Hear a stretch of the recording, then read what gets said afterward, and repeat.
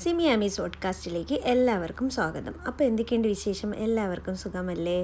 Safari പോയപ്പോൾ ചക്ക ഇരിക്കുന്നത് കണ്ടു. എപ്പോഴും വാങ്ങുന്നതല്ലല്ലോ എന്ന് കരുതി ഒരു പീസ് വാങ്ങി. ഒരു 1.5 കിലോ അടുപ്പിച്ച് വരും. 14 ദിർഹംസുമായി. ചെറിയൊരു മധുരമൊക്കെ ഉണ്ടായിരുന്നു. എന്നാലും സാരമില്ല, കറി വയ്ക്കാമെന്ന് കരുതി.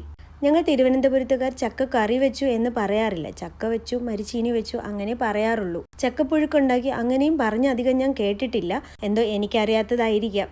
നാട്ടിലായിരുന്നപ്പോൾ ഇതിനൊന്നും അത്ര വലിയ മതിപ്പൊന്നും കൊടുത്തിരുന്നില്ല. പക്ഷെ ഇപ്പോൾ നാട്ടിൽ പോകുമ്പോൾ ഇതൊന്ന് കിട്ടിയിരുന്നെങ്കിൽ എന്നൊക്കെ വിചാരിക്കാറുണ്ട്. പക്ഷെ കിട്ടാറില്ല.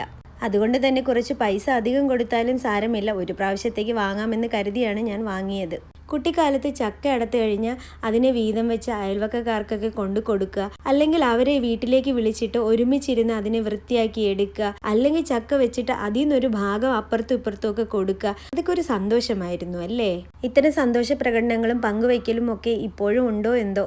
നാട്ടിലായിരിക്കുമ്പോൾ മുറ്റത്തിരുന്നിട്ടാണ് ചക്കയൊക്കെ വൃത്തിയാക്കൽ. അപ്പോൾ ചകിരി വെച്ചിട്ടൊക്കെയാണ് ചക്ക അരക്കൊക്കെ തുടച്ചെടുക്കുക, അങ്ങനെയൊക്കെ ചെയ്യുന്നത്. പക്ഷെ ഇവിടെ അങ്ങനെ ചകിരിയൊന്നും കിട്ടാനില്ലല്ലോ. എണ്ണ വെച്ചിട്ടാണ് ചെയ്യുന്നത്. കയ്യിലും ആ കത്തിയിലും ഒക്കെ ആദ്യമേ എണ്ണ പുരട്ടിയിട്ടാണ് ചക്ക വൃത്തിയാക്കാൻ തുടങ്ങിയത്. ഞങ്ങൾ തിരുവനന്തപുരത്തുകാർ ചക്കയുടെ പുറത്തുള്ള മുള്ളിന് പറയുന്നത് കരിമുള്ളെന്നാണ്. നിങ്ങൾ എന്താണ് പറയുന്നത്? ശരിക്കും പറഞ്ഞാൽ ഞാൻ പോലും ഇത്തരം വാക്കുകൾ ഇപ്പോൾ അങ്ങനെ ഉപയോഗിക്കാറില്ല കേട്ടോ. ഈ കരിമുള്ളി ചെത്തിക്കളഞ്ഞിട്ട് ബാക്കിയെല്ലാം നമ്മൾ പശുവിന് കൊടുക്കുക, ആടിന് കൊടുക്കുകയൊക്കെ ചെയ്യും. ഇനി അതിൽ പൂഞ്ചാണെങ്കിൽ ഞങ്ങൾ തോരൻ വയ്ക്കും. പൂഞ്ചെന്ന് പറയുന്നത് ചക്കയുടെ നടുക്കിരിക്കുന്ന ഭാഗമാണ് കേട്ടോ. ഞങ്ങൾ തിരുവനന്തപുരത്തുകാർ പൂഞ്ചെന്നാണ് പറയുന്നത്. നിങ്ങളൊക്കെ എന്താണ് പറയുന്നതെന്ന് ഒന്ന് പറയണേ. സ്കൂൾ വിട്ട് ഇങ്ങനെ വരുന്ന സമയത്ത് ഇതിനെപ്പറ്റി സംസാരിച്ചപ്പോൾ ഈ പൂഞ്ച് എന്ന് പറഞ്ഞപ്പോൾ കൂടെ ഉണ്ടായിരുന്ന ടീച്ചർക്കും കൂടെ ഉണ്ടായിരുന്ന ചേച്ചിക്കും ഒന്നും അത് മനസ്സിലായില്ല. അവർ മറ്റെന്തോ പേരാണ് പറയുന്നത്. ആ ചക്കയുടെ നടുക്കിരിക്കുന്ന ഭാഗത്തിന് നിങ്ങളുടെ നാട്ടിൽ എന്താണ് പറയുന്നതെന്ന് ഒന്ന് പറയണം കേട്ടോ. ഇപ്പോൾ പറയുന്നത് ചക്കയുടെ ചവണി തോരൻ വെക്കാമെന്നാണ്. ഞാൻ എന്തായാലും വെച്ച് നോക്കിയിട്ടില്ല. ഇനി ഒരു അവസരത്തിൽ വെച്ച് നോക്കണം. ചക്കയുടെ പൂഞ്ച് തോരൻ വെച്ചാൽ അത് ആടിൻ്റെ കുടൽ തോരൻ വെക്കുന്നത് പോലെ ടേസ്റ്റ് എന്നാണ് കേട്ടോ പറയുന്നത്.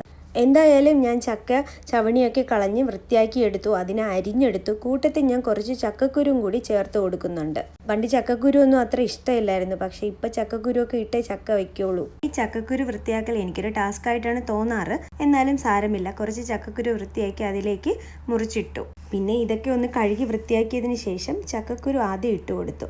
അതിന് ശേഷമാണ് ചക്ക ഇട്ട് കൊടുത്തത്. കാരണം ചക്കക്കുരുവിന് അല്പം കൂടി വേവുണ്ടല്ലോ. അപ്പോൾ അതുകൊണ്ടാണ് താഴെ ചക്കക്കുരു ഇട്ട് കൊടുത്തത്. എന്നിട്ട് കുറച്ച് വെള്ളവും ഒഴിച്ചു കൊടുത്തതിന് ശേഷം വേവാനായിട്ട് വെച്ചു.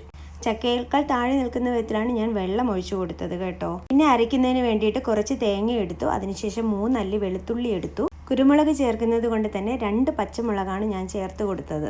ചക്ക കഴിച്ചാൽ വയറിനുണ്ടാകാവുന്ന ബുദ്ധിമുട്ട് ഒഴിവാക്കുന്നതിന് വേണ്ടിയിട്ടാണ് കുറച്ച് കൂടുതൽ വെളുത്തുള്ളിയും കുരുമുളകും ഒക്കെ ചേർക്കുന്നത്. പിന്നെ ചേർത്ത് കൊടുത്തത് കുറച്ച് ജീരകവും മഞ്ഞപ്പൊടിയുമാണ്. ഇതെല്ലാം ചേർത്തതിന് ശേഷം ഞാൻ ചെറുതായിട്ടൊന്ന് ക്രഷ് ചെയ്തെടുത്തു. കുക്കർ 2-3 വിസിൽ കേട്ടതിന് ശേഷമാണ് ഞാൻ ഓപ്പൺ ചെയ്തത്.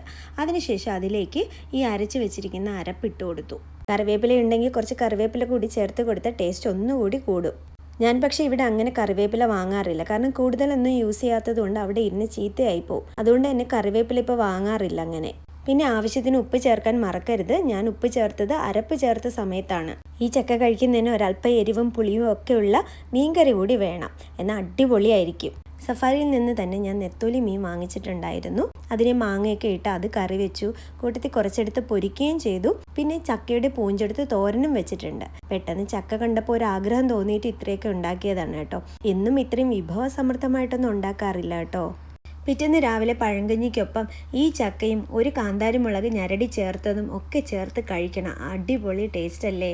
അപ്പോൾ എൻ്റെ വീഡിയോ ആദ്യമായിട്ടാണ് കാണുന്നതെങ്കിൽ സബ്സ്ക്രൈബ് ചെയ്യാൻ മറക്കരുത്. ലൈക്ക് ചെയ്യുക, ഷെയർ ചെയ്യുക, കമൻറ്റ് ചെയ്യുക. മറ്റു വീഡിയോയുമായി ഞാൻ വീണ്ടും വരാം. അതുവരേക്കും ബായ്.